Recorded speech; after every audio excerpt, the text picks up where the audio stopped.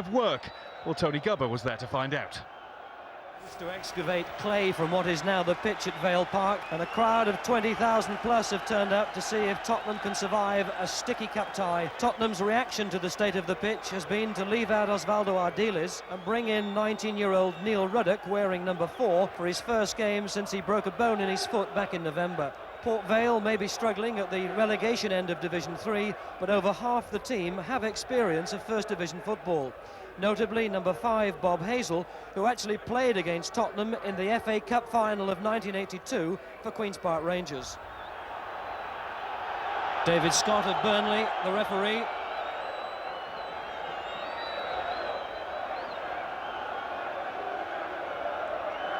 And Tottenham anxious to start this fourth round cup tie. Clive Allen, the player who'd encroached and just delayed the start a couple of seconds.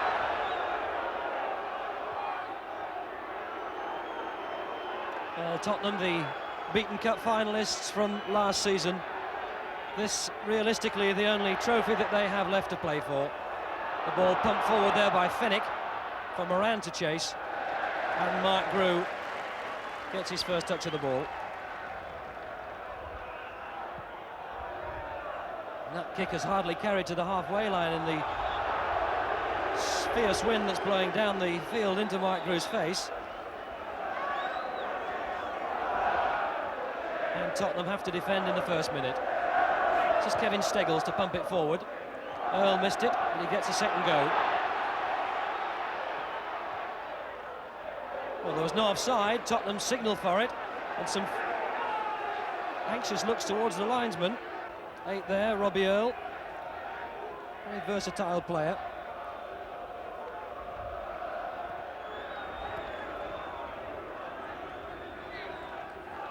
Port Vale, of course, with the tradition of having got to the semi-finals of the FA Cup as a third division side back in 1954, when they completed the giant-killing act of that season, beating the FA Cup holders Blackpool in the 5th round. But here comes Moran. Waddle's in the middle. He's pulled it behind them all. Allen. Now Waddle. It's easy. Oh, he's missed it. Waddle had a chance to settle at Tottenham at the start of this difficult cup tie. Moran, who had the space on the left, well, he cut it behind Waddle initially, but Clive Allen was there. He couldn't quite get in a shot, and as the ball bobbled in the mud, Waddle had a good opportunity and toe-poked it just wide of the post. Well, how costly might that prove?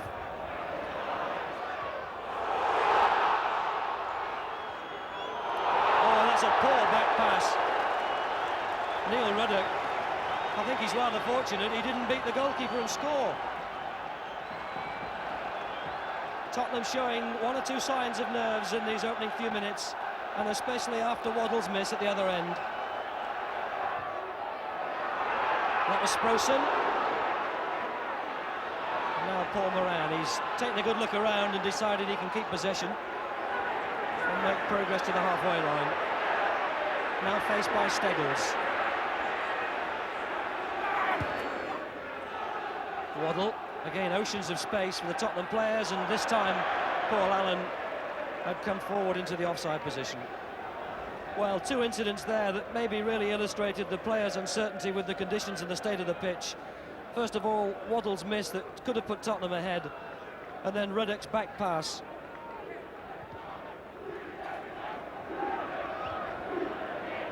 Forward by Fennick, again offside. Referee's looked, but he's allowed play to go on. And Parks has had to come out of his area. Didn't quite like the contact that Beckford gave him.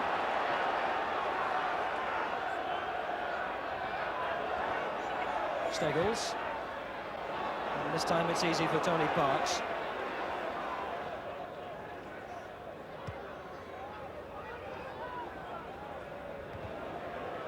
Sprossen won the header. Well, it's up for grabs at the moment.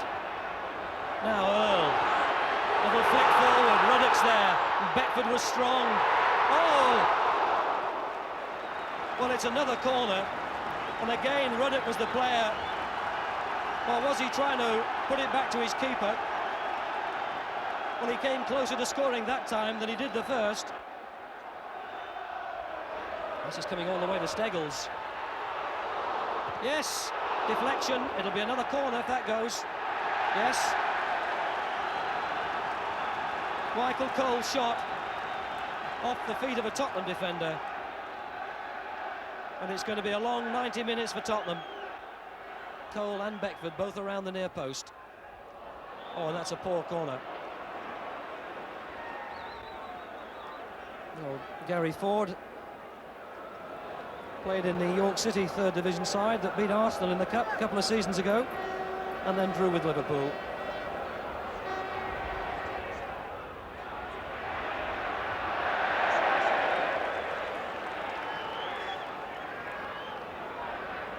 Sprosson. Good ball. Riley didn't quite keep his feet. Here's Ford. And Splay waved on. This is Walker. Yes! Oh, Ray Walker! Brilliant! Tottenham's defence had been pulled ragged. It was Ford who nipped in. This is Walker. It hardly seems conceivable that he could chip Parks from there, but he does. Tony Parks on the edge of the 6-yard box. And Walker has started to write another chapter in Port Vale's giant-killing history. A goal up against Tottenham from the First Division.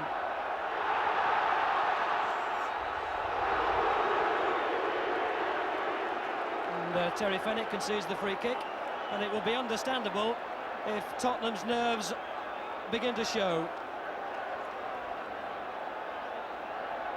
13 minutes gone, and Ray Walker, the man who's supposed to provide the midfield inspiration, has put Port Vale in dreamland. Walker, he's the man that Tottenham have got to stop, and Terry Fenwick seemed conscious of that. And Fenwick concedes a free kick. Well, they do say at Port Vale that if Ray Walker plays, Port Vale play. And Phil Sprosson, who's placed the ball for the free kick, he's got quite a lot of players to aim for.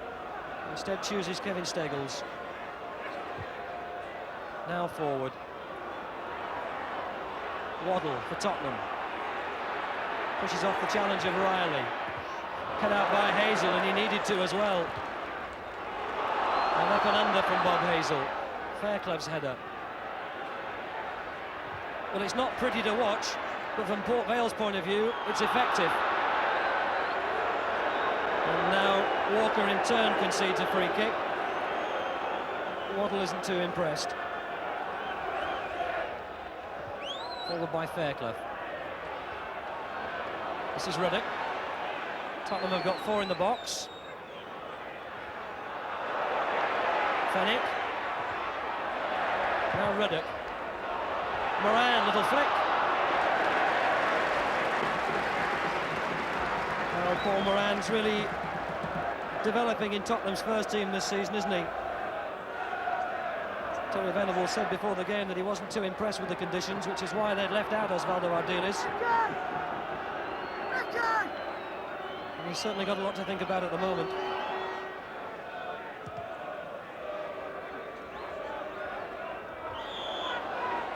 Port Vale's free kick.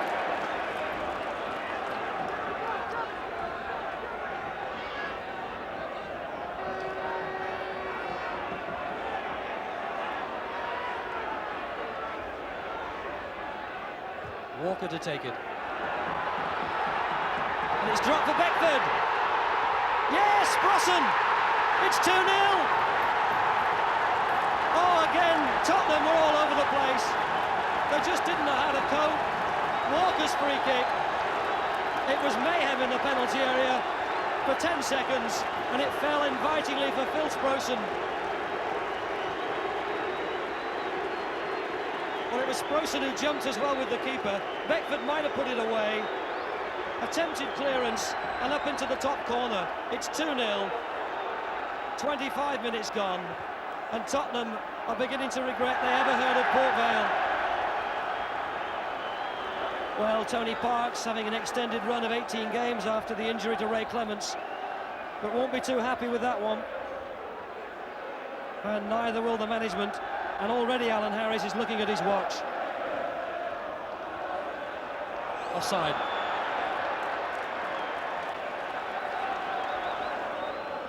Well, Phil Sprosson's family have an amazing record here at Port Vale. His uncle Roy played a record 761 league games for Port Vale between 1950 and 1972. And Sprosson himself has already chalked up 400. Oh, Beckford's in again. They're all over the place. Ford. Yeah, oh, brilliant save. Headed by Beckford, the flag's up. I think the ball must have gone behind. Point blank, the effort by Beckford. Sprosson's there, the header was by Ruddock, and the referee has seen an offence. And a little respite for Tottenham. Well, this is the moment again. Gary Ford, who got round the defender, that diving header by Beckford, and an absolutely fantastic save by Parks, but it had gone behind. That's the first half concluded, and Terry Venables will have to find some words of inspiration in the dressing room with his side 2-0 down here at Vale Park. Ray Walker, the star of the first half for me, who got the first goal after 13 minutes, and Phil Sprosson the second after 25. And it's nothing more than Port Vale had deserved, to lead at half-time by 2-0.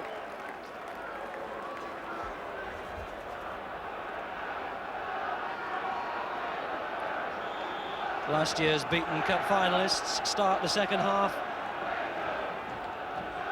And hopefully from Tottenham's point of view, there'll be a different attitude in this second 45 minutes. And the referee has signalled from quite a long way away that that is in fact a corner. And that's Tottenham's first corner.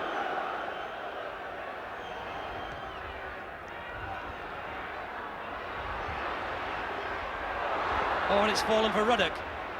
Nicked away from him by Hughes. Now Waddle. And Tottenham have stayed forward. Left foot cross. And finally safely into the hands of Grew. I think it was Hazel who got his head to it first.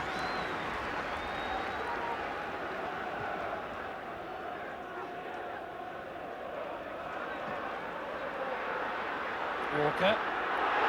This is Ford. This is Walker. He's got three in the middle to look for. Oh! Well, was he trying to chip him again? That would have been the ultimate cheek. And Tottenham decide it's time to make a substitution.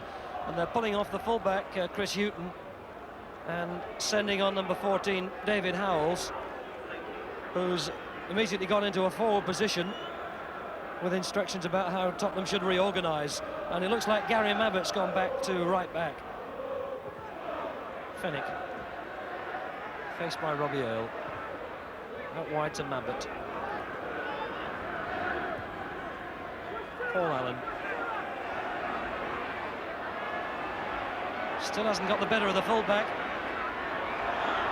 And the referee sees that as a free kick, although the linesman who was closer didn't. Darren Hughes came here on loan from Brighton back in 1987 and stayed. Well, Tottenham have pushed 2-4-6-7 into Vale's penalty area. As Waddle takes this, it's absolutely crowded. Oh, and there it is! Ruddock! That's made amends. And that might yet help Tottenham salvage something here. It was so crowded in that penalty area. Waddle took the free kick, and Ruddock, the man who got higher than everybody else, and buried it past Mark Grew. Neil Ruddock's first goal of the season, and it couldn't have come at a better time for Tottenham.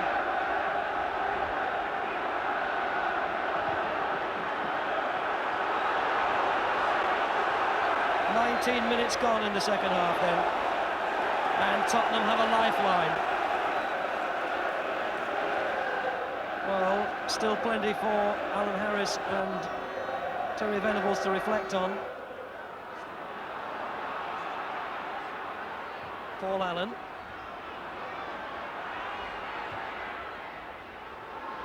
Clive Allen, who attempted the overhead kick. This is Waddle. Moran lays it back to Clive Allen. Well, Moran might have done better to go forward on his own, but it was a magnificent ball from Waddle over the defence. Put it back for Clive Allen to have a shot, and he was really too far out. There's Moran. Finney. Oh, Finney and Stegall's in a mix-up, Hughes rather. Gives Tottenham possession. Gary Mabbutt. Fennick. Tottenham have just got to get it into the box. Moran. Fairclough! Oh, desperate defending! And Fairclough, surely he pushed his marker, Earl. Teed up for Mabbutt. And away by Hazel.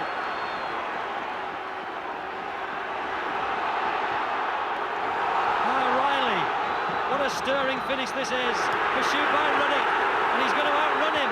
He's got Cole in the middle, and what a pity he didn't try and find him. And Terry Venables now surely knows that it's all over. This is injury time, stoppage time. And it's Vale in possession.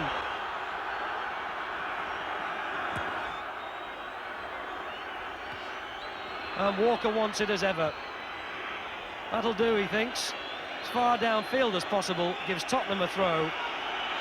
Right by their own corner flag. And there's to be no walk down Wembley Way for Terry Venables this season. Waddle.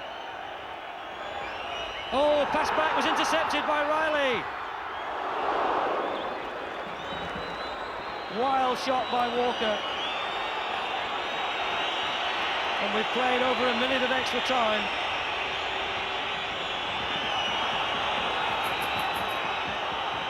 John Rudge out of the dugout, and there it is! Port Vale have done it. The giant killers in the fourth round of the Cup have beaten Tottenham by 2-1. Terry Venables doesn't want to watch the celebration, and I suppose you shouldn't be surprised, because his team never really looked capable of winning here against a Port Vale team who were pumped up for the occasion and who deserved their win. And the happiest place to be now, I'm certain, will be in the Port Vale dressing room. The smiles will stretch from ear to ear. Once again, the giant